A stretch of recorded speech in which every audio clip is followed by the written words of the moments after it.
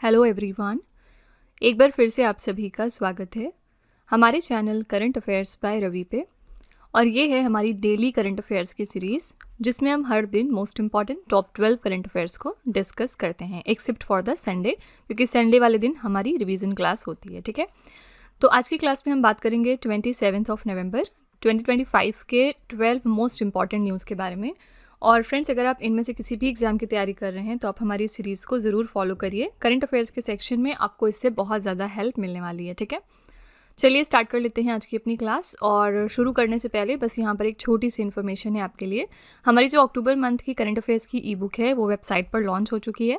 साथ ही अगर आप पिछले 8 महीने की करंट अफेयर्स का ई बुक चाहते हैं जिसमें कि जनवरी से लेकर अगस्त 2025 तक के सारे इंपॉर्टेंट करंट अफेयर्स हों, तो ये वाली ई बुक जिसमें कि 5555 से भी ज़्यादा प्रश्न हैं, ये भी आपको मिल जाएगी हमारी वेबसाइट www.ravibookspdf.com पर।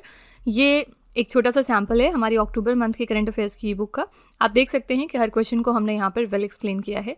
यहाँ पर हम ना सिर्फ highlights, important point, static G के, बल्कि पिक्चर्स का भी यूज़ करते हैं ताकि आपको क्वेश्चन की अच्छी अंडरस्टैंडिंग हो सके। ठीक है, जब भी कभी एग्जाम आए तो आप इन्हीं ई बुक्स को गो थ्रू कर लेंगे और आपका जो करंट अफेयर्स का पोर्शन है वो प्रिपेयर हो जाएगा। तो अगर आप इंटरेस्टेड हैं, अगर आप हमारी इन बुक्स को परचेज़ करना चाहते हैं तो ये वेबसाइट है, आप यहाँ पर जाकर इनको चेकआउट कर लीजिएगा। चलिए क्लास पे आते हैं और हमेशा की तरह हम शुरुआत करेंगे क्विक रिवीजन के साथ, यानी कि एक दिन पहले हमने जो most important top 12 current affairs करे होते हैं उनको यहाँ हम दोबारा सरसरी निगाह से रिवाइज करते हैं। कल का हमने पहला क्वेश्चन किया था, पहला दृष्टिबाधित महिला T20 विश्व कप 2025 किसने जीता है। तो ये पहला एडिशन था दृष्टिबाधित महिला T20 विश्व कप का। इसको जीत लिया है भारत ने। किस देश को हरा के? नेपाल को हरा के। ठीक है, ये इवेंट हुआ था भारत और श्रीलंका में। कौन सा देश 2028 तक परमाणु हमले झेलने वाला दुनिया का पहला तैरता हुआ आर्टिफिशियल आइलैंड लॉन्च करेगा? ये करने वाला है चाइना। नवंबर 2025 में किस राज्य के पारंपरिक हथकरघा निर्मित दाओ ब्लेड को GI टैग प्रदान किया गया? तो अरुणाचल प्रदेश का ये प्रोडक्ट है। क्वेश्चन नंबर 4 था, बैडमिंटन टूर्नामेंट ऑस्ट्रेलियन ओपन 2025 में पुरुष एकल का खिताब किसने जीता है? तो लक्ष्य सेन ने भारत से। और यहाँ पर महिला एकल की विजेता रही एन से यंग दक्षिण कोरिया से। ठीक है, पुरुष युगल में विजेता रहे रेमंड इंद्रा और निकोलस जोकिन इंडोनेशिया से।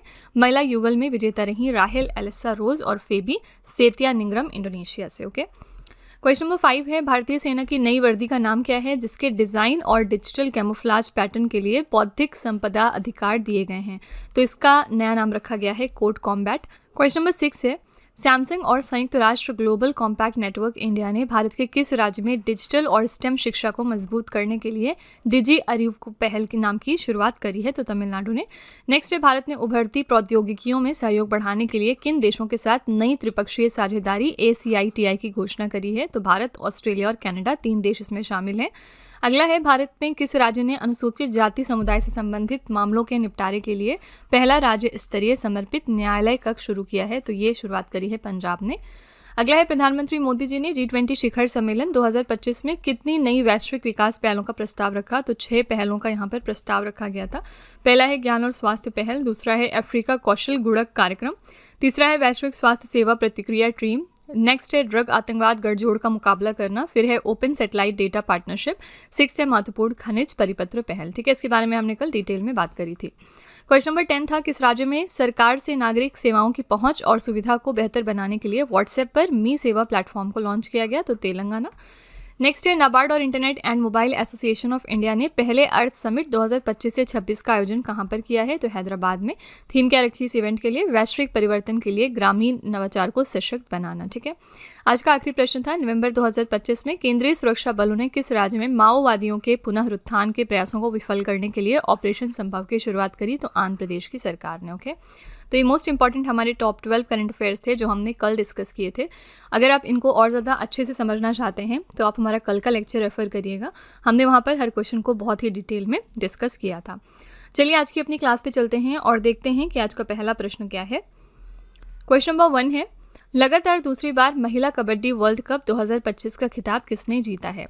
तो वुमेन्स कबड्डी वर्ल्ड कप 2025 दूसरी बार लगातार जीत लिया है भारत ने। ठीक है, ए ऑप्शन यहाँ पे करेक्ट हो जाएगा। महिला कबड्डी वर्ल्ड कप 2025 के कुछ फैक्ट्स देखते हैं। विजेता टीम रही भारत, और किसको हमने हराया है इस इवेंट में? चीनी ताइपे को। फाइनल स्कोर हमारा 35 था और हमने 35-28 से हराया चीनी ताइपे को।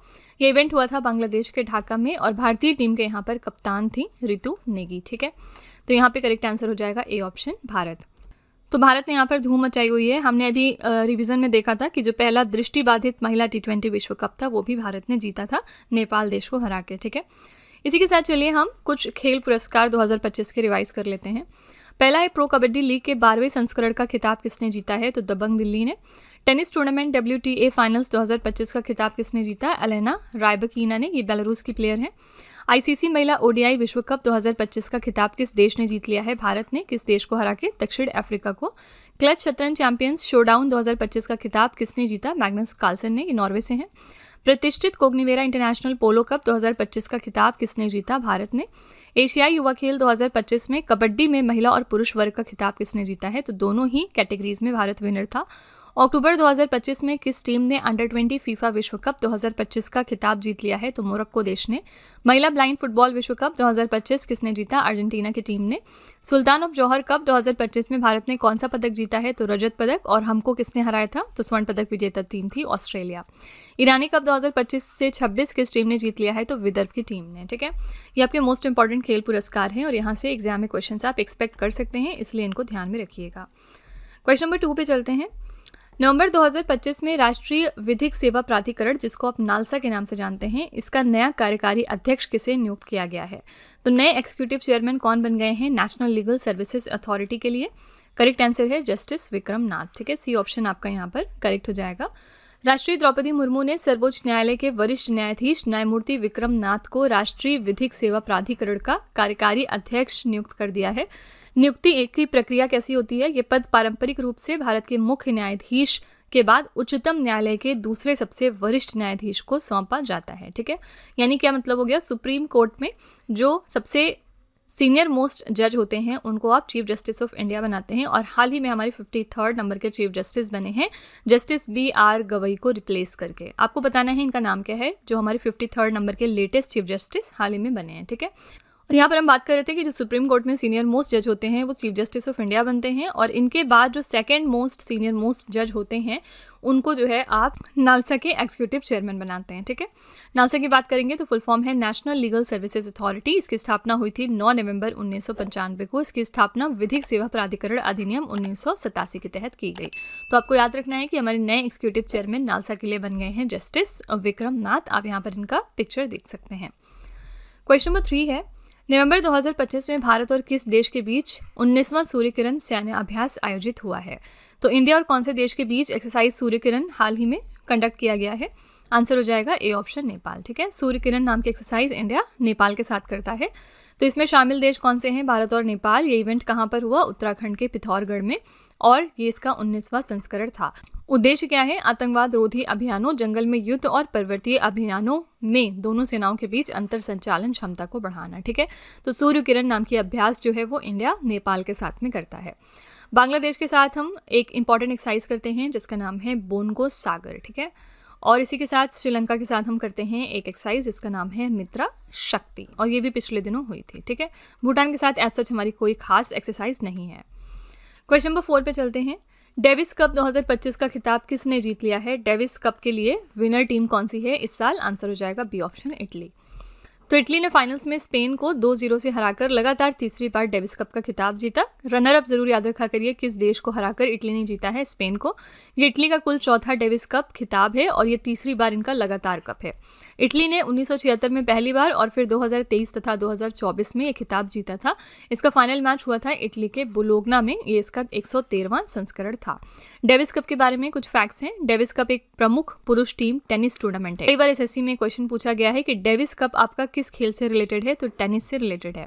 इसका आयोजन अंतर्राष्ट्रीय टेनिस महासंघ द्वारा किया जाता है और इसकी शुरुआत वर्ष 1900 में हुई थी। ठीक है, तो आपको यहाँ पे याद रखना है कि इटली विनर रही डेविस कप के लिए और इन्होंने इस इवेंट में किसको हराकर जीता है ये कप? तो आंसर हो जाएगा स्पेन को। ठीक है, क्वेश्चन नंबर 5 है, भारत का संविधान दिवस 2025 हमने कब मनाया? इंडिया का कॉन्स्टिट्यूशन डे कब सेलिब्रेट किया जाता है? आंसर हो जाएगा ए ऑप्शन यहाँ पर 26 नवंबर को। तो 26 नवंबर 1949 को भारत की संविधान सभा ने भारत के संविधान को अपनाया था और इसीलिए हम इस दिन कॉन्स्टिट्यूशन डे सेलिब्रेट करते हैं। हालांकि ये 26 जनवरी 1950 को बाद में जाके लागू या इम्प्लीमेंट हुआ। तो हमने अपनाया था 26 नवंबर को और फिर बाद में ये इम्प्लीमेंट हुआ है 26 जनवरी को, यानी कि 2 महीने के बाद।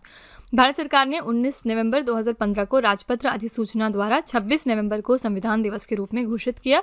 इस साल के लिए हमने थीम क्या रखी? न्याय, स्वतंत्रता, समानता और बंधुत्व। ठीक है, justice, liberty, equality and fraternity. तो यहाँ पे याद रखिएगा, इंडिया का कॉन्स्टिट्यूशन डे हमने मनाया 26 नवंबर को। क्वेश्चन नंबर 6 पे चलते हैं। विश्व मुक्केबाजी की सर्वोच्च संस्था वर्ल्ड बॉक्सिंग का नया अध्यक्ष किसे नियुक्त किया गया है? नए प्रेसिडेंट कौन बन गए हैं वर्ल्ड बॉक्सिंग के लिए? करेक्ट आंसर यहाँ पर है गेनाडी गोलोवकिन। ठीक है, बी ऑप्शन आपका यहाँ पे करेक्ट हो जाएगा। तो कजाकिस्तान के पूर्व मिडिल वेट चैंपियन और ओलंपिक रजत पदक विजेता हैं गेनाडी गोलोवकिन। इनको विश्व मुक्केबाजी की सर्वोच्च संस्था वर्ल्ड बॉक्सिंग का नया अध्यक्ष नियुक्त किया गया है। इन्होंने किसकी जगह ली है? इन्होंने बोरिस वैन डेर वोरस्ट का स्थान लिया है। ठीक है, वर्ल्ड बॉक्सिंग की बात करेंगे तो इसका हेडक्वार्टर है लॉजेन में, स्विट्जरलैंड के लॉजेन में लोकेटेड है और इसका गठन हुआ था 13 अप्रैल 2023 में, यानी कि बहुत लेटेस्ट बॉडी है। और यहाँ पे याद रखिएगा कि नए प्रेसिडेंट बन गए हैं वर्ल्ड बॉक्सिंग के लिए गेनाडी गोलोवकिन। ठीक है, क्वेश्चन नंबर 7 है। नवंबर 2025 में किस देश ने ओमान सैट-1 नामक अपना पहला सैटेलाइट लॉन्च किया है? नाम से ही पता चल रहा है ओमान सैट-1, ये कौन से देश का पहला सैटेलाइट है? आंसर हो जाएगा ए ऑप्शन यहाँ पर ओमान। ठीक है, तो ओमान सैट-1 उपग्रह जो है इसको ओमान लॉन्च करने वाला है और ये एक संचार उपग्रह है। उद्देश्य क्या है? सुरक्षित और स्वतंत्र संचार तथा डेटा सेवाओं के साथ साथ ग्रामीण क्षेत्रों में इंटरनेट कनेक्टिविटी को बेहतर बनाना। और ये उपग्रह फ्रांसीसी company Airbus defence and space के सहयोग से विकसित किया गया। ठीक है, तो ओमान सैट-1 जो है ये ओमान देश का पहला सैटेलाइट है जिसको लॉन्च किया गया है, इसलिए ये इंपॉर्टेंट है क्योंकि पहली बार कोई भी चीज़ होगी तो डबल इंपॉर्टेंट है आपके एग्जाम के लिए। ठीक है, इसी के साथ ओमान जो है न्यूज़ में और किस वजह से आया था फिलहाल, तो ओमान जो है वो पहला देश बना जिसने कि वाईफाई 7 टेक्नोलॉजी को अपने एयरपोर्ट्स पे इम्प्लीमेंट किया है। ठीक है, तो कौन सा देश है जिसने वाईफाई 7 को इम्प्लीमेंट कर दिया है अपने एयरपोर्ट्स पे? आंसर हो जाएगा ओमान देश। ओके, यहाँ पे चलिए हम कुछ स्पेस करंट अफेयर्स रिवाइज कर लेते हैं 2025 के। पहला क्वेश्चन है, इसरो ने भारतीय नौसेना के लिए सबसे भारी संचार उपग्रह CMS-03 GSAT-7R किस रॉकेट से प्रक्षेपित किया था? तो इसके लिए हमने रॉकेट यूज़ किया LVM-3। 2026 में दुनिया का पहला multi sensor earth observation satellite जिसका नाम है मिशन दृष्टि, इसको कौन लॉन्च करेगा? इसको गैलेक्साई लॉन्च करने वाला है। Interstellar mapping and acceleration probe mission IMAP mission किसने लॉन्च किया? तो नासा ने। किस देश की एस्ट्रोस्केल कंपनी ने ISSA J1 कक्षीय मलबा निगरानी उपग्रह को 2027 में भारत के PSLV रॉकेट से प्रक्षेपित करने की अनाउंसमेंट करी है? तो जापान देश ने। किस देश ने उन्नत जासूसी उपग्रह OFAC-19 को लॉन्च कर दिया है? इजराइल देश ने। नासा द्वारा यूरेनस के नए खोजे गए 29वें चंद्रमा का क्या नाम है? इसका नाम रखा गया S2025U1। भारत की पहली निजी अंतरिक्ष आधारित इंटरनेट सेवा शुरू करने की अनुमति मिल गई है अनंत टेक्नोलॉजीज को। 41 साल के इंतजार के बाद अंतरिक्ष में जाने वाले दूसरे भारतीय बने शुभांशु शुक्ला। ये करंट अफेयर्स आपके लिए इंपॉर्टेंट है। नासा बिग बैंग के ठीक बाद क्या हुआ इसका पता लगाने के लिए कौन सा मिशन लॉन्च किया जा रहा है? इसका नाम है स्फेरिक्स टेलीस्कोप। ब्लू घोस्ट मिशन 1 किसने लॉन्च किया है? तो फायरफ्लाई एरोस्पेस ने। ठीक है, ये आपके 2025 के most important space related current affairs हैं जो कि एग्जाम में आ सकते हैं। क्वेश्चन नंबर 8 पे चलते हैं। किस देश ने वर्ष 2026 से 16 साल से कम उम्र के यूजर्स के लिए सोशल मीडिया पर बैन लगाने की घोषणा करी है? हम देख रहे हैं कि बैक टू बैक बहुत सारे देश हैं जो कि अपने यहाँ पर जो बच्चे हैं उनको सोशल मीडिया यूज़ करने पर पाबंदी लगा रहे हैं। यहाँ पे ऐसा ही एक डिसीजन लिया है मलेशिया देश ने। इन्होंने अनाउंस करा है कि अब जो भी अंडर 16 ईयर्स में आते हैं, जो भी 16 साल से कम उम्र के बच्चे हैं, वो अब सोशल मीडिया यूज़ नहीं कर सकते। उद्देश्य क्या है? बच्चों को साइबर बुलिंग, धोखाधड़ी, स्कैम, यौन शोषण और मानसिक स्वास्थ्य पर पड़ने वाले नकारात्मक प्रभावों जैसे ऑनलाइन खतरों से बचाना। ऑस्ट्रेलिया ने भी 16 साल से कम उम्र के बच्चों के लिए सोशल मीडिया पर प्रतिबंध लगाने का कानून पारित किया है जो दिसंबर 2025 से लागू होने वाला है। ठीक है, और यहाँ पर ये जो डी ऑप्शन डेनमार्क देश है, इन्होंने भी अक्टूबर मंथ में ऐसा ही सेम डिसीजन लिया था। इनके यहाँ पर ये अनाउंसमेंट हुई है कि जो 15 साल से कम उम्र के बच्चे हैं वो सोशल मीडिया नहीं यूज़ कर सकते हैं। हालांकि जो 13 और 14 साल के बच्चे हैं वो अपने पेरेंट्स की इजाज़त से सोशल मीडिया यूज़ कर सकेंगे। ठीक है, क्वेश्चन नंबर 9 पे चलते हैं। यूरोप ने किस देश को G8 समूह में पुनः आमंत्रित करने पर सहमति व्यक्त की है? ये जो आप G8 पढ़ रहे हैं बेसिकली ये G7 की यहाँ पर बात हो रही है। तो यूरोप ने किस देश को एग्री किया है कि वो री इन्वाइट करेंगे G8 ग्रुप में? आंसर हो जाएगा बी ऑप्शन यहाँ पर रूस। और ये मोस्ट इंपॉर्टेंट क्वेश्चन है आज का क्योंकि G7 जो है वो G8 हो गया है अब। ये सहमति नवंबर 2025 में जेनेवा स्विट्जरलैंड में हुई वार्ताओं के दौरान यूक्रेन युद्ध को समाप्त करने के लिए यूरोपीय देशों द्वारा तैयार किए गए एक व्यापक शांति प्रस्ताव के तहत की गई है। असल में जो रूस है इसको 2014 में क्रीमिया के अधिग्रहण के बाद इस समूह से अनिश्चित काल के लिए निलंबित कर दिया गया था।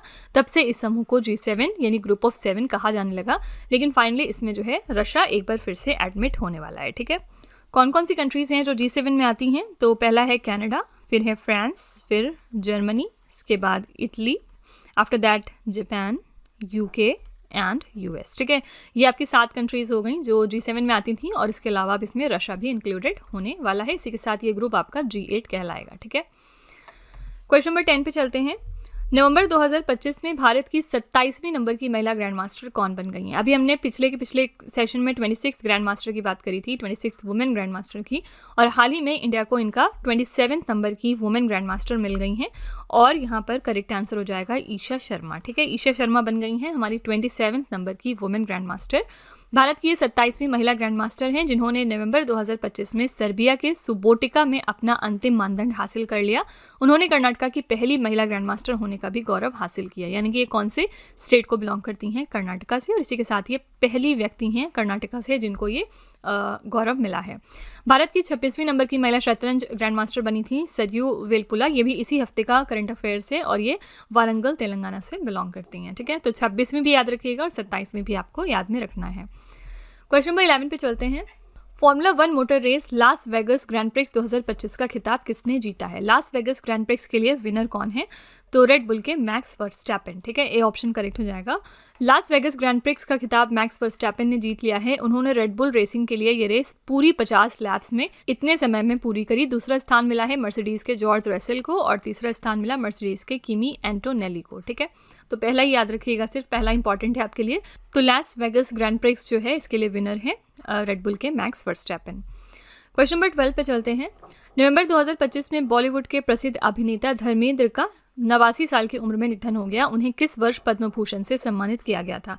हाल ही में न्यूज़ सामने आई थी कि जो हमारे एक्टर हैं धर्मेंद्र, इनका निधन हुआ है। हमारे वेटरन एक्टर थे, और इनको पद्म भूषण कौन से साल में दिया गया था? बी ऑप्शन 2012 में। ठीक है, तो धर्मेंद्र जी ने 6 दशकों से अधिक के अपने कैरियर में 300 से अधिक फिल्मों में काम किया, और उन्हें ही मैन के नाम से जाना जाता था। आपको एग्जाम में ये भी पूछा जा सकता है कि ही मैन के नाम से कौन से एक्टर जाने जाते हैं। ठीक है, धर्मेंद्र जी को प्राप्त मुख्य सम्मान देखते हैं।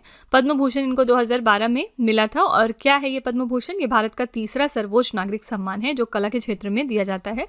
Film fair life time achievement award 1997 में इनको मिला था हिंदी सिनेमा में 40 से अधिक वर्षों के योगदान के लिए, और राष्ट्रीय फिल्म पुरस्कार इनको मिला था 1990 में फिल्म घायल के लिए, जो कि सर्वश्रेष्ठ लोकप्रिय फिल्म उस टाइम की साबित हुई थी। ठीक है, तो ये 3 इनके मोस्ट इंपॉर्टेंट सम्मान हैं जो आपको ध्यान में रखने हैं। करेक्ट आंसर यहाँ पर है 2012। पद्म भूषण इनको 2012 में दिया गया। ओके, तो इसी के साथ फ्रेंड्स हमारी क्लास यहाँ पर एंड होती है। आई रियली होप कि आपको क्लास पसंद आई होगी। लास्ट में हमेशा की तरह हम आपके लिए एक छोटा सा टेस्ट रखते हैं 3 क्वेश्चन का। आइए देखते हैं आज का क्वेश्चन क्या है। पहला क्वेश्चन है, नवंबर 2025 में भारत और किस देश के बीच 19वां सूर्य किरण सैन्य अभ्यास आयोजित हुआ है? दूसरा प्रश्न है, डेविस कप 2025 का खिताब किसने जीत लिया है? और तीसरा प्रश्न है, नवंबर 2025 में किस देश ने ओमान सैट 1 नामक अपना पहला सैटेलाइट लॉन्च किया है? ये 3 क्वेश्चंस आपके लिए हैं एज अ होमवर्क। इनका जवाब आपको कमेंट में जाके लिखना है। और इसी के साथ फ्रेंड्स हमारी क्लास यहाँ पर वाइंड अप होती है। आई रियली होप कि आपको क्लास पसंद आई होगी। आप अपना फीडबैक कमेंट में ज़रूर लिखिएगा। साथ ही अगर आपको लगता है इसमें कुछ इंप्रूव होना चाहिए तो आप अपना व्यू भी कमेंट में जाकर लिख सकते हैं। ठीक है, तो इसी तरह के बेस्ट क्वालिटी कंटेंट और अच्छी प्रिपरेशन के लिए हमारे चैनल के साथ जुड़े रहिए। मिलते हैं अगले क्लास में। Till then stay tuned. Thank you so much for watching. Also don't forget to like share and subscribe our channel. Friends, यहाँ पे वीडियो को एंड करने से पहले मैं आपको एक छोटी सी इन्फॉर्मेशन दे दूँ कि अगर आप इंग्लिश मीडियम में ज़्यादा कंफर्टेबल हैं, यानी कि अगर आप करंट अफेयर्स को और स्टैटिक जीके को इंग्लिश मीडियम में पढ़ना प्रेफर करते हैं, तो इसके लिए आप हमारे चैनल रवि अदिति क्लासेस को सब्सक्राइब कर सकते हैं।